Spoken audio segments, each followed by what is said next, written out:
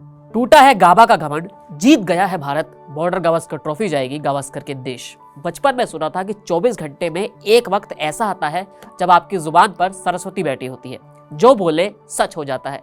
कई बार इस कहावत को सच होते हुए देखा भी है, लेकिन आपकी जुबान से निकले कुछ शब्द ऐसे भी होते हैं जो इतिहास बन जाते हैं। ऐसा इतिहास जो मौजूदा पीढ़ी बार बार दोहराए, जिसे आने वाली पीढ़ी दोबारा सुनने के लिए लालायित हो जाए। 19 जनवरी 2021 को जब ब्रिस्बेन के गाबा मैदान पर 23 साल के ऋषभ पंत ने बॉल को बाउंड्री की तरफ पहुंचाया, उस वक्त कमेंट्री कर रहे विवेक राजदान के मुंह से जो शब्द निकले वो इतिहास थे। 19 जनवरी 2025 आने वाला है और ये शब्द तब से अब तक अनंत बार दुनिया में गूंज चुके हैं। शायद जो कहानी थी वो इससे बेहतरीन शब्दों में बयान नहीं की जा सकती थी। अब जब भारतीय टीम फिर से ऑस्ट्रेलिया में है और सीरीज 1-1 से बराबरी पर है, तो फिर से गाबा का वक्त आया है, क्योंकि भारत और ऑस्ट्रेलिया अब गाबा में भी भिड़ेंगे। तो हमने सोचा कि उसी गाबा की कहानी को फिर से सुनाया जाए। कोरोना काल के बीच साल 2020 कैसे निकला किसी को पता नहीं चला। हर कोई अपने घरों में था।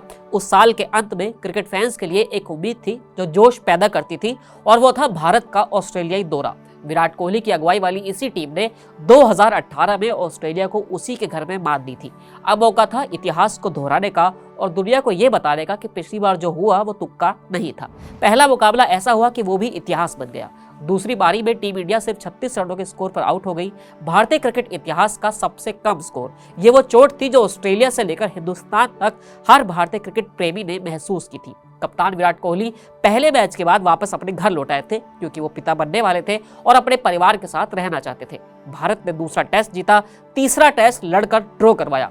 अब बारी थी आखिरी मुकाबले की, ब्रिस्बेन का गाबा टेस्ट, जिसकी दुहाई दुनिया में दी जाती है। उछाल वाली पिच, मुंह पर पड़ने को तैयार बॉल और 31 साल का अजय रिकॉर्ड, जहां ऑस्ट्रेलिया को 3 दशक से कोई हरा नहीं पाया। 1-1 की बराबरी पर खड़ी सीरीज के लिए नतीजा निकालने का इससे बेहतरीन मैदान क्या हो सकता था। लेकिन कहानी सिर्फ क्रिकेट के मैदान तक की नहीं है। गाबा टेस्ट जब शुरू हुआ तब तक भारतीय क्रिकेट टीम का ड्रेसिंग रूम किसी अस्पताल के वार्ड से कम नहीं था, जहां हर मोड़ पर एक मरीज बैठा था। इसका सिलसिला पहले मैच से शुरू हो गया था। पहले मैच में मोहम्मद शमी को चोट लगी, दूसरे में उमेश यादव चोट लगवा बैठे, तीसरा मैच आया तो रविचंद्रन अश्विन, रविंद्र जडेजा, जसप्रीत बुमराह भी चोट लगवा बैठे। विराट कोहली घर जा चुके थे, ईशांत शर्मा दौरे पर चोट की वजह से आए नहीं थे, यानी प्लेइंग 11 में शामिल होने वाले करीब आधे खिलाड़ी आपके पास थे ही नहीं। अजिंक्य रहाणे की अगुवाई में टीम इंडिया के सामने तब मैच जीतने की नहीं, 11 खिलाड़ियों को मैच लायक बनाने की चुनौती थी। ऐसे में आखिरी बाण निकाला गया, यानी जो भी खड़ा है वो युद्ध भूमि में आखिरी दम तक लड़ेगा। ऐसे ऐसे खिलाड़ियों को खिलाया गया जो इस दौरे पर सिर्फ इसलिए आए थे ताकि वो नेट्स में बल्लेबाजों को बोल डाल सके। ब्रिस्बेन के गाबा मैदान में उस दिन भारत की तरफ से 2 खिलाड़ियों ने डेब्यू किया। कुछ खिलाड़ी ऐसे थे जो अपना दूसरा या तीसरा ही मैच खेल रहे थे। नेट बॉलर के तौर पर ऑस्ट्रेलिया गए टी नटराजन, वॉशिंगटन सुंदर डेब्यू करने वाले 2 खिलाड़ी थे। भारत की बॉलिंग यूनिट का अंदाजा सिर्फ ये बताकर लगाया जा सकता है कि मोहम्मद सिराज उस मैच में टीम इंडिया के लीड बॉलर थे, जिन्होंने उससे पहले सिर्फ 2 या 3 ही मैच खेले थे। पहली बैटिंग ऑस्ट्रेलिया की आई, जिसने 369 का स्कोर खड़ा कर दिया। टी नटराजन ने अपने पहले मैच की पहली पारी में ही 3 विकेट निकाल लिए थे। एक मैच में जीत, एक मैच को ड्रॉ कराने के बाद टीम इंडिया के हौसले बुलंद थे। रोहित शर्मा और शुभमन गिल ओपनिंग करने आए, लेकिन टीम इंडिया को शुरुआती झटके लग गए। स्कोर 186 पर 6 हो चुका था, यानी अब कोई विकेट गिरा तो पहली पारी में ही पिछड़ने का डर था। लेकिन उसके बाद वॉशिंगटन सुंदर और शार्दुल ठाकुर के बीच एक शतकीय साझेदारी हो गई। Mitchell Starc, PAT Cummins, Josh Hazlewood जैसे तेज तर्रार बॉलर, उनके सामने ये 2 युवा बल्लेबाज टिके रहे और सिर्फ टिके ही रहे। इसके बाद दोनों ने हाथ खोले और क्रिकेट की किताब में आने वाले हर शॉट को उसी नजाकत के साथ खेला। बिल्कुल जमीन पर गिर चुकी टीम इंडिया एक बार फिर से खड़ी हो गई। दोनों ने 300 के पार स्कोर पहुंचाया, विकेट गिरा और फिर देखते ही देखते पूरी टीम 336 पर ऑल आउट हो गई। दूसरी पारी में सीनियर बॉलर जो थे वो थे मोहम्मद सिराज। उन्होंने अपना यहाँ जादू बिखेरा और 5 विकेट निकाल लिए। मोहम्मद सिराज के लिए ये दौरा हमेशा याद करने वाला था।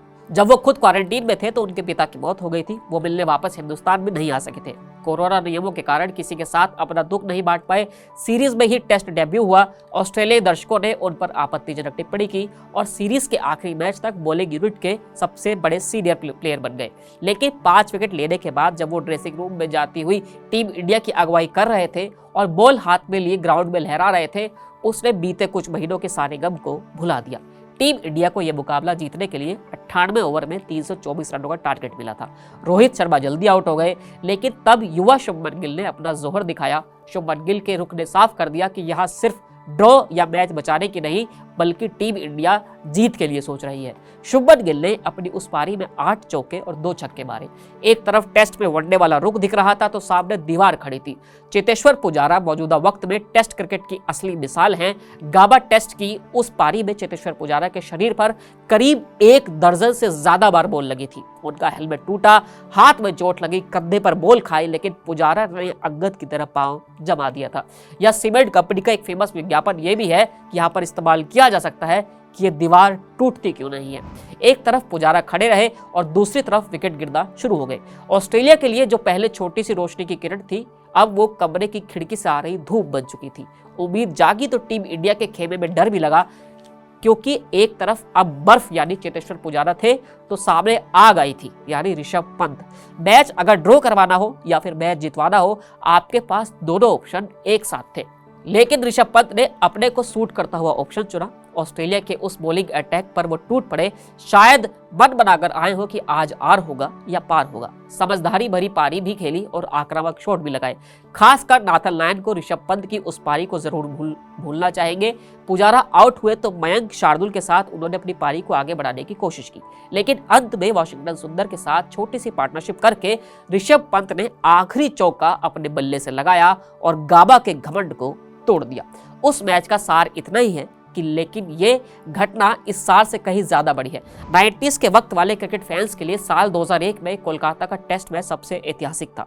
उसके बाद पर्थ का वो मुकाबला आया जब सिडनी में मिले जख्मों को धोया गया।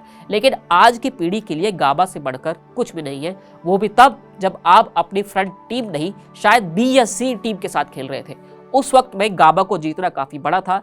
इसके अलावा जो दर्द था वो अपनों के चोटिल होने का था और पिछले मैचों में हुई लड़ाई का था, क्योंकि इससे पहले सिडनी टेस्ट में जिस पार्टनरशिप ने ऑस्ट्रेलिया के मुंह से जीत का निवाला छीन लिया था और भारत को एक हार से बचा लिया था, उस पार्टनरशिप के हिस्सा रहे रविचंद्रन अश्विन को ऑस्ट्रेलिया के कप्तान टिम पेन ने मजाक के तौर पर धमकाया था, लेकिन धमकी भी दी थी कि तुम्हें हम गाबा में देख लेंगे।